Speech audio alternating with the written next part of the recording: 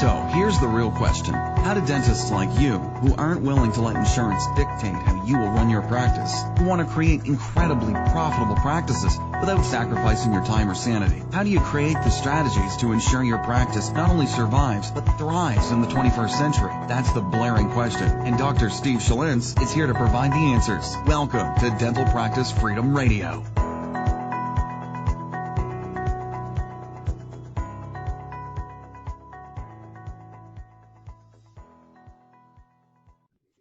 Hey, what's up, everybody? This is Dr. Steve Schalintz, and I want to welcome you back to another episode of Dental Practice Freedom Radio.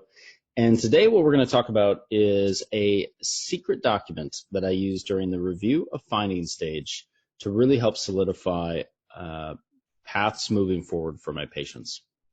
And so, we talked a little bit on the last episode about mistakes that dentists make when it comes to the actual exam itself. And now I want to talk about not necessarily mistakes dentists make, but how they leave a lot of things on the table. There's a prevailing notion among dentists, especially the ones that I work with when I first start, that just because you have this big, large plan for a patient, they're going to get moving forward right now.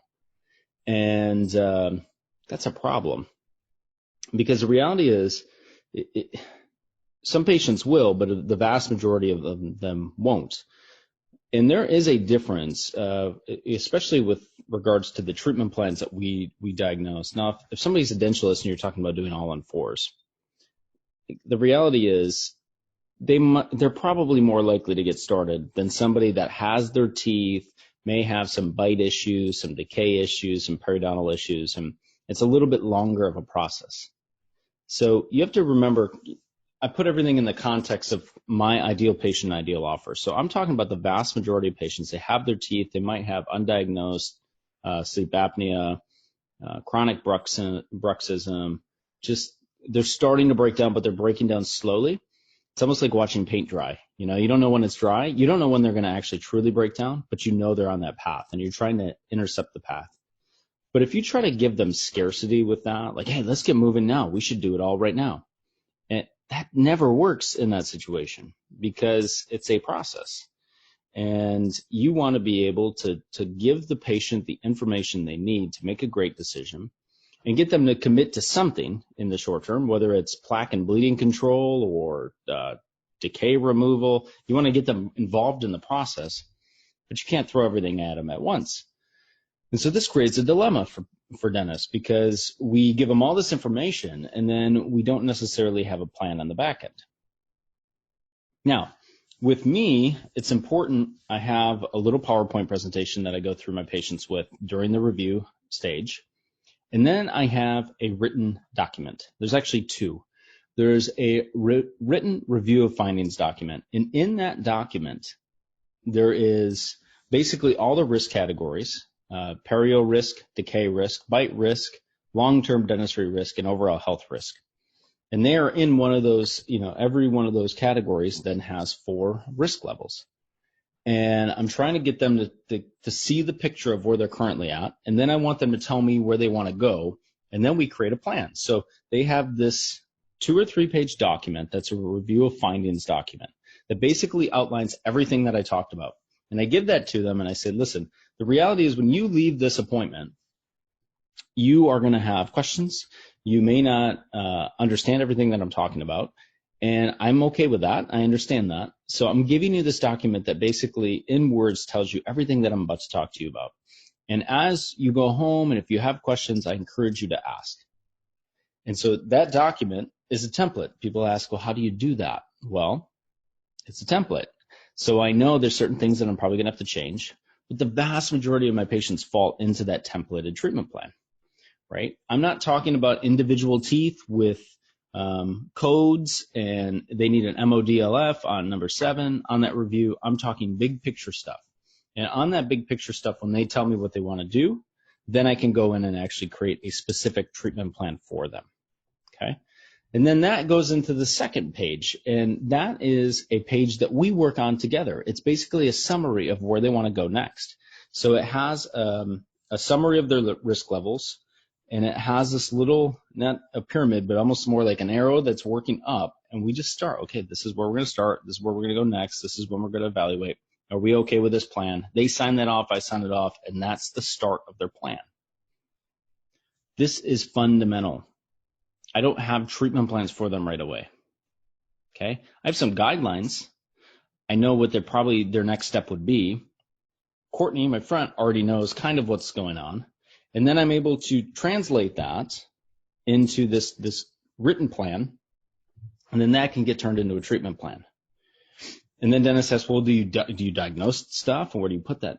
I treat the Patterson software that I use totally different than I treat my educational content with my patients and my verbal skills with the patients and the treatment plan that I'm presenting to the patients.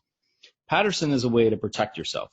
And so, listen, this is the areas of decay that you have. It's on this tooth, this tooth, this tooth, this tooth. Then I go in the Patterson software. I chart all that. This is where we have some periodontal pockets that I chart all that.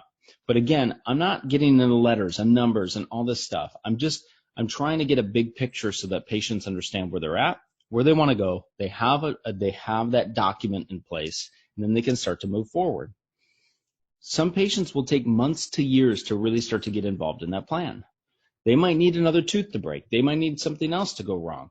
But eventually they're going to go, this dentist gave me something that basically predicted everything that I'm currently experiencing. He must know something, and now I'm ready to move forward. If you have some templates, and I work a lot with my clients on this, because if you have some documents, and I have documents, and I give my clients documents, and then they make those documents their own so they can bring it back to their team. Like, those things are kind of rallying cries in which you can simplify your case presentation process. I've seen so much case presentation stuff out there now, and a lot of it is all verbal, and it's how do you say stuff. That's important, but the vast majority of dentists are really not great at verbal skills. I am terrible with verbal skills. I knew if I had to rely on how eloquent I was as a case presenter to get patients to move forward, I was going to be in trouble. So I try to create a structure that allowed my patients to basically say yes themselves without me ever having to talk. And so every one of these pieces all comes together. So if you don't have a document that you can give a patient after they have that visit with you, you're going to be in trouble, because they're going to forget everything they learned within about 5 minutes of walking out of your office. You want to be able to teach them something, whether it's through a PowerPoint or a video, then have a written document to support what it is they just learned. So they're getting multiple modalities of learning, and that will allow them to make better choices. So hopefully you got value out of this podcast episode. As always, if you do get value out of this, leave a review or a rating. That would be greatly appreciated for me. And there's a direct link if you know, hey, in 2020, I want to get moving forward and really start to take my practice to the next level on the comprehensive side. I'd love to be able to help you any way that I can. So there's a direct link to a free strategy session call where I can basically, just like we diagnose our patients, I diagnose where you're at, where you want to go, and help you get there. So my practice and my coaching business reflect each other a lot. The same thing that I do with my patients, I also do with my clients. So if how I'm interacting with my patients resonates with you on this podcast, then as a client, just know that it's the same exact formula. It doesn't just work in one area, it works in every area. So I truly believe that. And if you guys are hearing this before or after Thanksgiving, happy Thanksgiving, and I'll see you at the next episode. Thank you so much for listening to this episode on Dental Practice Freedom Radio with Dr. Steve Schlitz. We'll see you on the next episode.